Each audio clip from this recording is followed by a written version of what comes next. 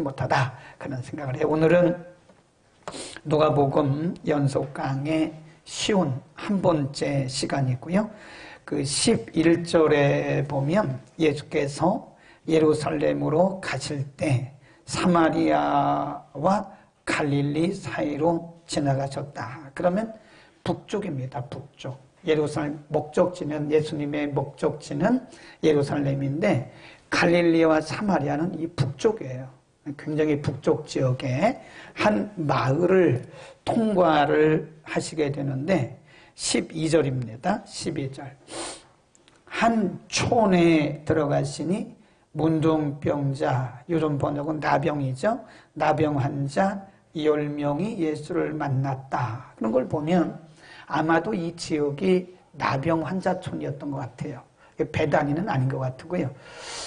베다니는 예루살렘 근처에 있는 곳이 베다니인데 여기 보면 사마리아에서부터 갈릴리 쪽이라고 그랬으니까 아마도 상당한 북쪽이다. 근데 아마 그 당시에 나병 환자들이 많았었던 것 같아요. 그래서 베다니 외에도 나병 환자촌이, 나병 환자들이 이렇게 모여 사는 집성촌이 있던 것 같아요. 10명이, 나병 환자 한 명도 보기가 힘든데 10명이 왔다는 것은요, 10명이 예수님께 왔다는 것은 상당히 그 주변에 나병 환자들이 많았던 것으로 보여요.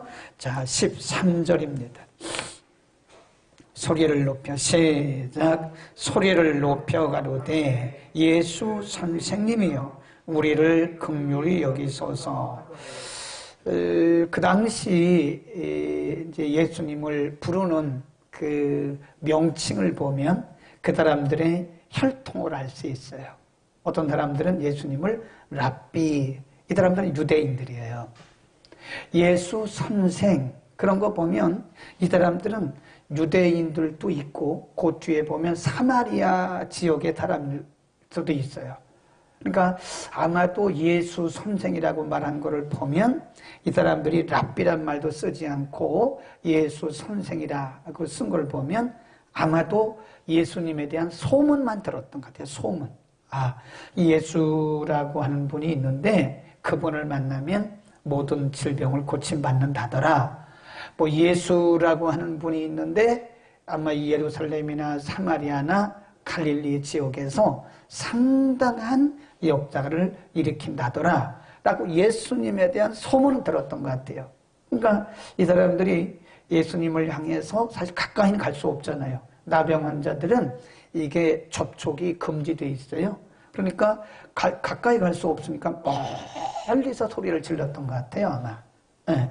그러니까 멀리 서서 예수 선생님이요. 어떤 사람들은 나사렛 예수요 그러거든요. 근데 이 사람들은 예수 선생님이라고 부른 걸 보면 아마도 그냥 소문만 들었던 사람들인 것 같아요. 그냥 막연하게 소문만 들었던 것 같아요. 예수 선생님이요. 우리를 불쌍히 여기소서. 15, 14, 시작. 보시고 가라사대 가서 제사장들에게 너희 몸을 보이라 그랬어요. 예. 예수님이 어떤 때는 귀신 들렸으면 귀신을 쫓아주시고 어떤 경우는 안수를 하시고 어떤 경우는 명령을 하시고 어떤 경우는 선포를 하시는데 이 사람들의 경우는 굉장히 단순해요. 예. 가서 제사장들에게 너희 몸을 보여라. 이건 우리가 상식적으로 알아야 됩니다. 레위기 13장을 펴니다. 구약 시대는요, 제사장이 의사의 역할도 했습니다. 그래서 피부에 어떤 점이 생기면 이게 피부병인가 나병인가를 누가 진찰을 했냐면 제사장이 진찰을 했어요. 레위기 13장 2절. 163년 전후에 있습니다. 2절, 레위기 13장 2절 시작. 사람의 피부에 무엇이 돋거나 닿지가 않거나 색점이 생겨서 그 피부에 문둥병같이 되거든 곧 제사장 아론에게나 그 자손 중 한 제사장에게로 데리고 갈 것이고 3절 제사장은 그 피부의 병을 진찰할지니 환처의 털이 휘어졌고 환처가 피부보다 우묵하여졌으면 이는 문둥병의 환처라. 제사장이 진단하여 그를 부정하다 할 것이요. 그랬어요. 그러니까 그 당시는 의사가 없었잖아요. 병원도 없었잖아요. 그러니까 제사장에게로 가면 제사장이 이렇게 다 알려주셨어요. 온몸에 이렇게 피부병 같은 것이 생기고 이 머리카락 같은 것이 이렇게 하얘졌으면 이거 분명히 피부병이거나 이거 문둥병인데 이것이 움푹 파였다. 그리고 머리털이 하얗게 됐다. 그건 문둥병이라는 거예요. 알려주셨어요. 하나님이 제사장들에게 이렇게 진찰하고 진단을 해서 문둥병이라고 말하고 부정하다라고 선언하라는 거예요. 그러니까 지금 그때 그 말씀이에요. 그러니까 예수님께서 유대인들의 그 율법적인 그들이 오래전부터 지켜오던 전통을 따라서 제사장에게로 가서 너희가 진짜 나병인지 아닌지를 한번 진찰을 받아봐라. 예수님이 사실은 그들이 나병인 걸 알고 계셨어요. 근데 예수님께서 의도하신 바가 있는 거예요. 예수님께서 말씀하실 때는 뭔가 의도하신 바가 있는 거예요. 가서 제사장들에게 너희 몸을 보여라. 이 말씀밖에 안 했어요. 그런데 14절 보세요. 저희가 가다가 깨끗함을 받았다. 이제 이 부분이 굉장히 중요합니다. 예수님께서 이 나병 환자 10명에게 하신 말씀은 다른 거 없어요. 제사장에게로 가서 너의 몸을 보여라. 굉장히 단순합니다. 그런데 의외로 이 10명의 문둥병자, 나병 환자들이 예수님의 말씀을 듣고 그대로 순종하고 가다가 나은 거예요. 제사장에게 도착도 안 했습니다. 아직 제사장에게 자기들의 몸을 보이지도 않았어요. 그냥 도중에 다 난 거예요. 이건 분명히 예수님의 그 가서 제사장에게로 가서 너희 몸을 보여라. 그 말씀 속에 분명히 능력이 흘러갔어요. 우리가 여기서 깨닫는 것이 뭐냐면 하나님의 역사는요 대단한 곳에서 일어나지 않습니다. 물론 어떤 경우에는 아주 대단한 곳에서 일어나요. 그러나 예수님의 치유의 방법을 보면요 어떤 때는 다양하잖아요. 다 똑같지가 않아요. 어떤 때는 귀신을 쫓으셨고 어떤 때는 명령하셨고 선포하셨고 어떤 때는 안수하셨고 어떤 때는 제3의 물질 침을 사용하셨고 진흙을 사용하셨고 그러니까 예수님의 치유의 방법은 수십 가지예요. 케이스 바이 케이스입니다. 사람마다 달라요. 근데 중요한 것은 여기 보면 예수님께서 이 10명의 나병 환자들에게 10명이나 되잖아요. 10명이나. 그리고 그 당시 나병은 저주의 병이라고 생각하고 사람들이 같이 이렇게 앉지도 못하고 접근도 못하는 그런 병이었는데 얼마나 심각한 병이에요. 그렇죠? 그런데 예수님은 그들에게 그냥 가서 너의 몸만 보이라고 말씀하신 거예요. 얼마나 단순해요? 그런데 단순한 곳에서 하나님의 큰 역사가 일어나. 거기다 써놓으세요. 하나님의 역사는 단순하게 보이는 곳에서 크게 일어날 수도 있다. 그런 겁니다.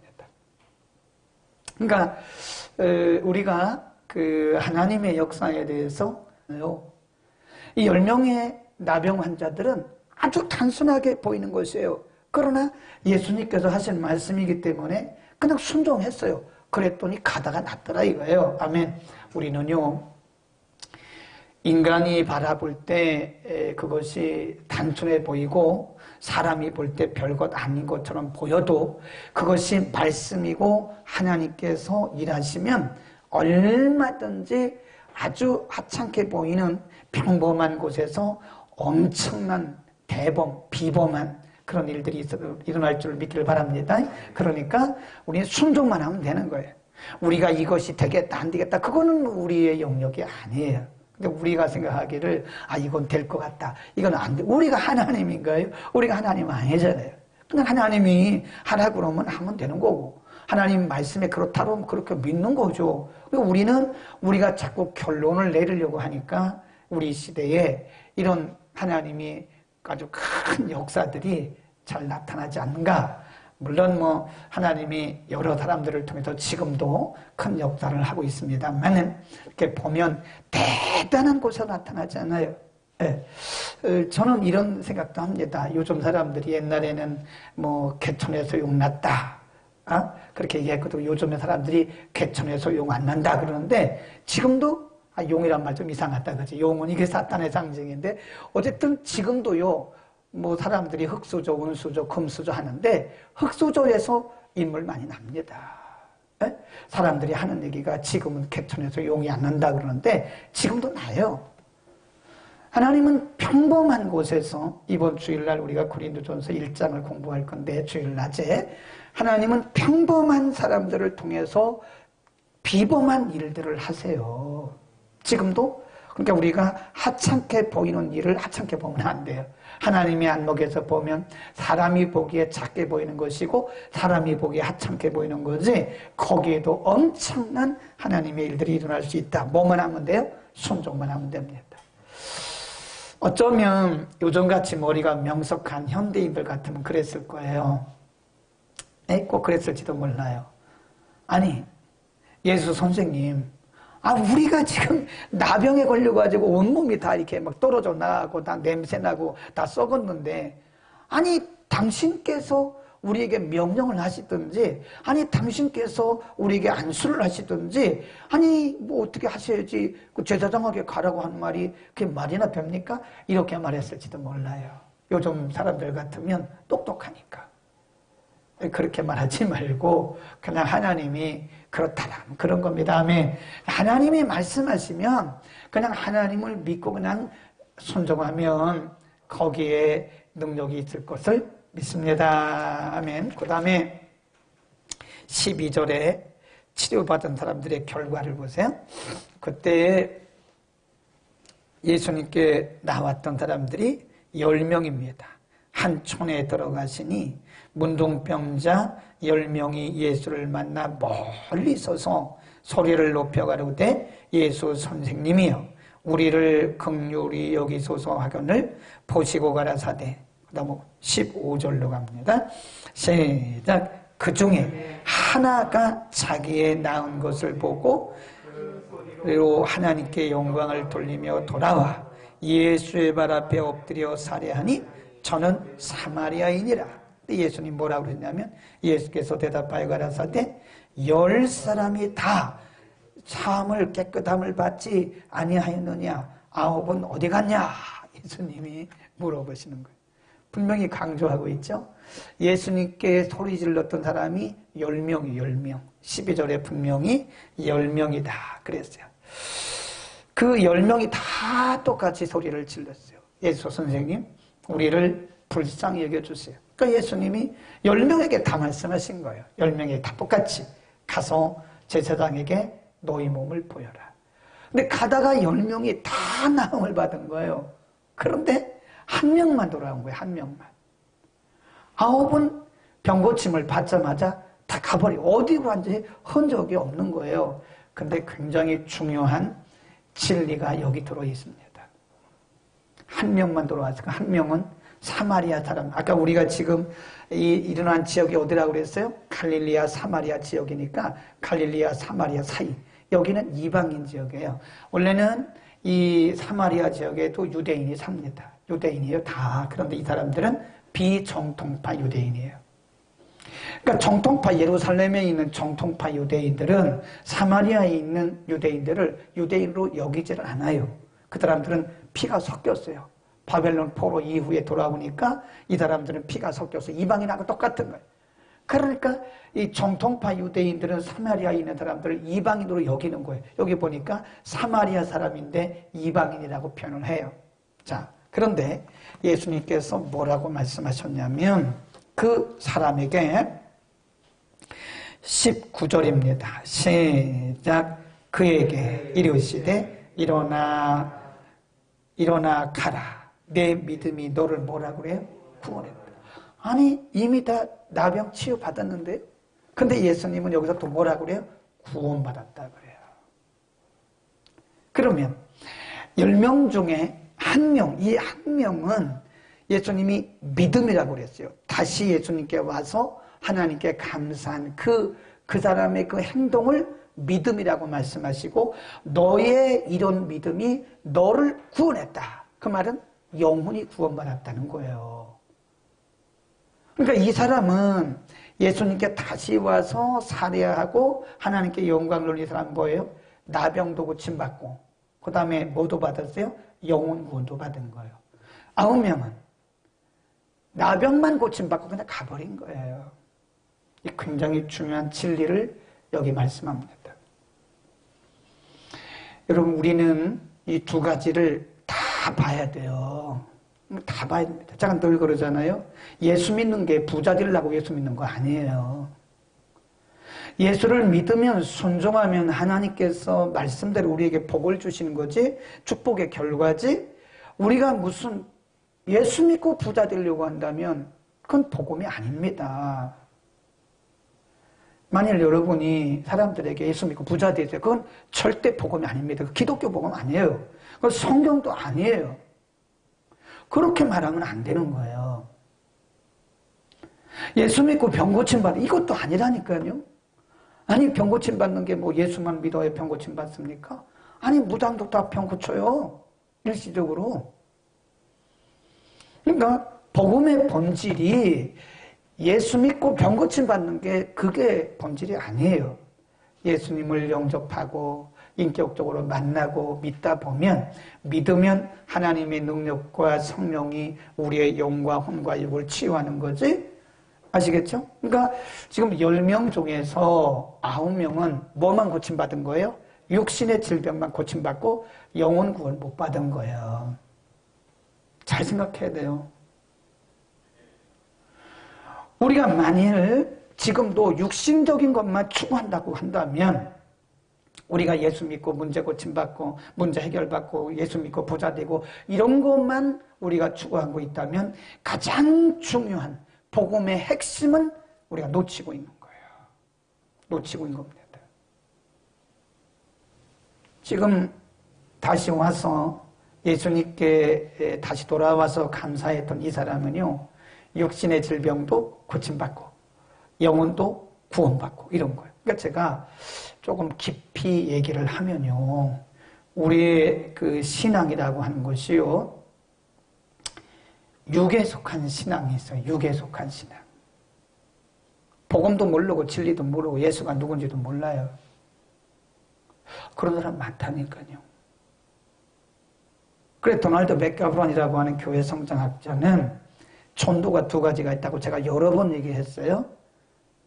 전 세계 인구 중에 25%가 난크리스찬인데 교회 안에 난크리스찬이 있다는 거예요. 교회 안에 아직 예수를 인격적으로 만나지 못한 사람, 아직도 말씀과 성령으로 거듭나지 못한 사람, 복음의 핵심을 잡지 못한 사람, 이런 사람들이 25%가 넘는데 오래전에 아마 이게 통계를 낸 거라 지금은 더 될 수도 있다고 봐요. 저는. 교회 안에 전도의 대상들이 많습니다.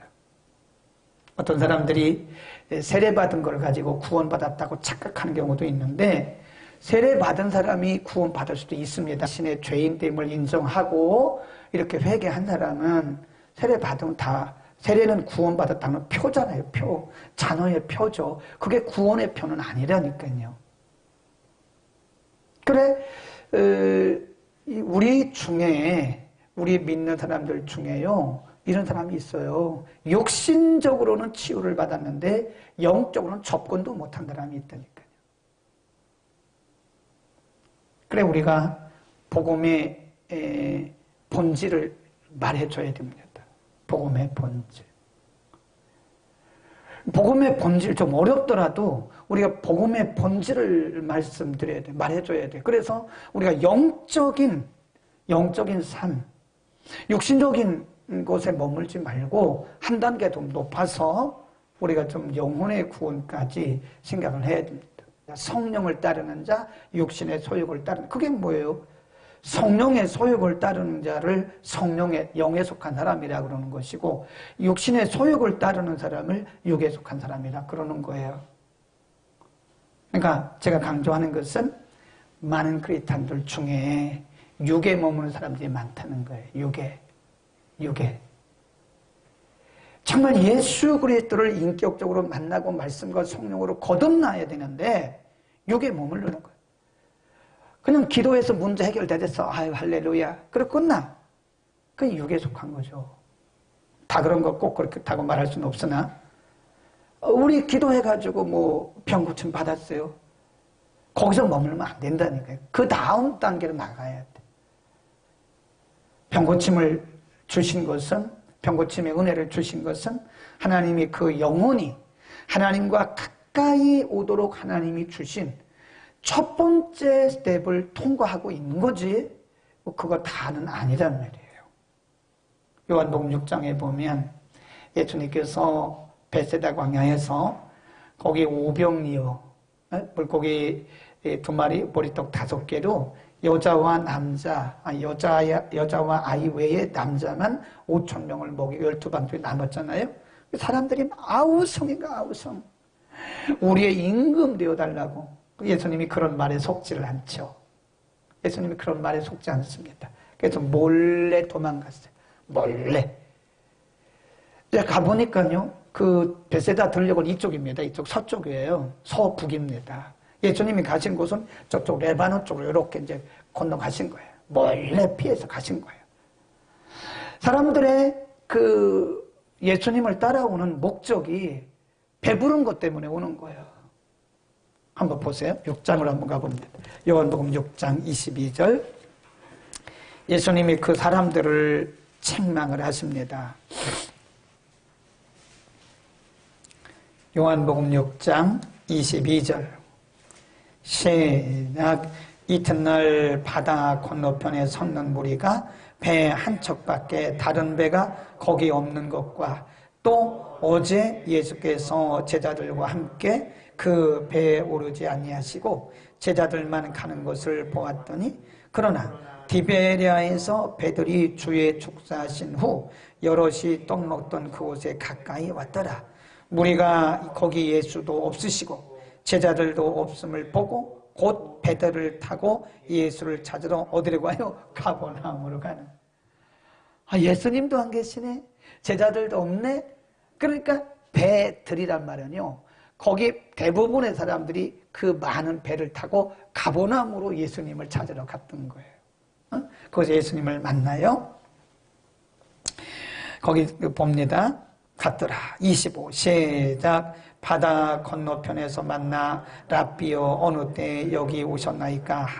예수께서 대답하여 가라사대 내가 진실로 진실로 너희에게 이르노니 너희가 나를 찾는 것은 표적을 본 까닭이 아니요 떡을 먹고 배부른 까닭이로다. 썩는 양식을 위하여 일하지 말고 영생하도록 있는 양식을 위하여 하라. 이 양식은 인자 너희에게 주리니 인자는 아버지 하나님의 인치신다니라. 이게 보면 나는 너희가 왜 나를 찾는 줄 알아. 내가 몰래 이렇게 도망해서 왔는데 너희가 여기까지 나를 찾아왔는데 나는 너희가 왜 나를 찾아온지 알아. 너희가 떡을 먹고 배부른 까닭이야. 그러면서 썩는 양식을 위해서 일하지 말고 영생하는 것을 위해서 하라고 말씀하는 거예요. 여러분 우리는 오늘 10명 중에서 1명만 구원받았다는 것에 정말 충격적인 이해를 해야 됩니다. 10명이 물론 다 문둥병에서 고침을 받았어요. 그러나 문둥병 고침 받았다고 영혼이 구원받은 건 아닙니다. 중요한 거예요. 예수님 만나서 문둥병 고침받았다고 그가 구원받은 거 아니라니까요. 한 사람만 구원받았어요. 한 사람만.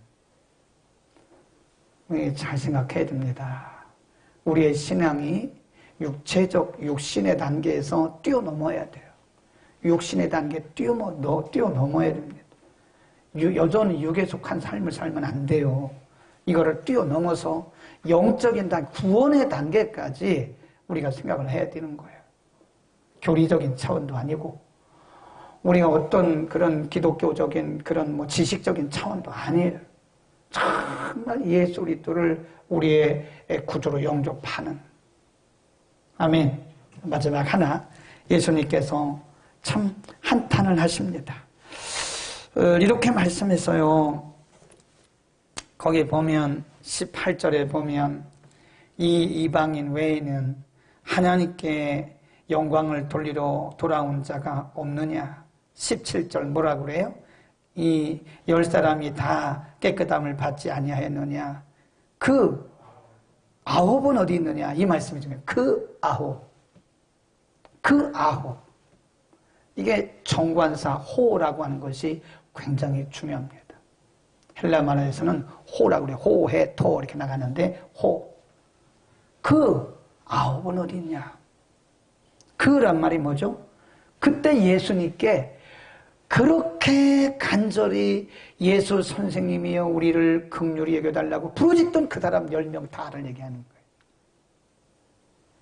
그때 그렇게 10명이 다 내게 와서 그렇게 부르짖지 않았느냐? 근데 그 9은 다 어디 갔냐? 그리고 다 고침을 받았는데 그 9은 어디 갔느냐? 예수님이 안타까워하시는 거예요. 나병만 고침받을 것이 아니라 다 영혼이 구원을 받아야 되는데, 영혼이 다 구원을 받아야 되는데 영혼 구원에는 상관도 없고 관심도 없고 9명은 육체적 질병만 고침받고 가버렸다. 여러분, 우리는 우리의 신앙이요 한 차원 높아져야 돼요. 아멘. 우리의 신앙이 육체적인 단계에 머물러 갖고는 안 됩니다. 네, 뭐 교제하는 것에 머물면 안 돼요. 물론 교제도 필요하죠. 섬김도 필요하죠. 다 필요합니다. 근데 거기 머물면 안 돼요. 정말 중요한 것은 내 영혼의 구원에 대해서 관심이 있어야 돼요. 사도 바울이 뭐라 그럽니까? 내가 다른 사람들은 다 복음 전해서 구원받게 해놓고 나는 버림받을까 봐 두렵다. 사도 바울이 그런 고백을 했어요. 그러니까 우리가 사실 뭐 이러고 저러고 이런저런 참 중요합니다. 그런 육체적인 외적인 거 이런 거 다 중요합니다. 그런데 중요한 것은 우리 영혼의 구원에 대해서 상당히 관심을 가져야 된다. 중요한 것은 우리가 예수 그리스도를 인격적으로 만났느냐 못 만났느냐, 예수 그리스도를 우리가 영접했느냐 안 했느냐, 이게 중요한 겁니다. 다른 사람의 구원과 구원받지 못한 것은 우리가 말해요. 저도 몰라요. 제가 어떻게 알아요. 그거를 우리가 함부로 판단하는 것은 아니나, 오늘 우리가 여기서 말씀하는 것은 우리의 신앙의 단계를, 레벨을 뭐 하자고요? 업하자고. 레벨 업하자고요. 이제는 육신적인 9명의 이 나병 환자들처럼 육신적인 먹고 마시고 무슨 행사하고 이런 것에 우리의 신앙의 중심을 두지 말고 이제 한 단계 높여서 레벨업 해가지고 정말 우리가 영혼의 구원에 관심을 갖자. 누구 영혼에? 내 영혼. 다른 사람이 구원 받았나 안 받았나 그렇게 얘기하지 말라니까요. 그건 하나님만 아시는 거지 우리가 어떻게 알아요. 중요한 것은 사도 바울이 고백했던 것처럼 내가 다른 사람들은 다 예수님께 인도해서 구원받게 해놓고 내가 마지막에 버림받을까 두렵다. 사도 바울의 고백이에요. 오늘 우리는 우리 영혼의 구원에 한 번 더 가까이 한번 점검을 해야 돼요. 그것이 바로 고린도후서 13장 5절입니다. 13장 5절에 너희가 그리스도 안에 있는가? 너희 안에 그리스도가 계신가? 너희 자신을 시험해봐라. 예수께서 너희 안에 계신 것을 너희가 스스로 알지 못하느냐? 그러면 너희는 버리운 자다. 사도 바울이 굉장히 강력하게 말씀을 드렸어요. 그러니까 여러분, 우리의 직분도 그렇게 중요한 게 아닙니다. 나는 목사니까 구원받았다고 직분으로 구원받는 거 절대 아닙니다. 예수를 영접하고 믿어야 구원받는, 나는 장로니까 구원, 그것도 말이 안 맞아요. 직분 때문에 구원받는 게 아닙니다. 나는 권사니까 나는 구원받았을 거라고. 그럴 수도 있지만 아닐 수도 있어요. 중요한 것은 내 안에 예수께서 정말 살아 계시느냐 하는 문제. 그 9은 다 어디 갔냐?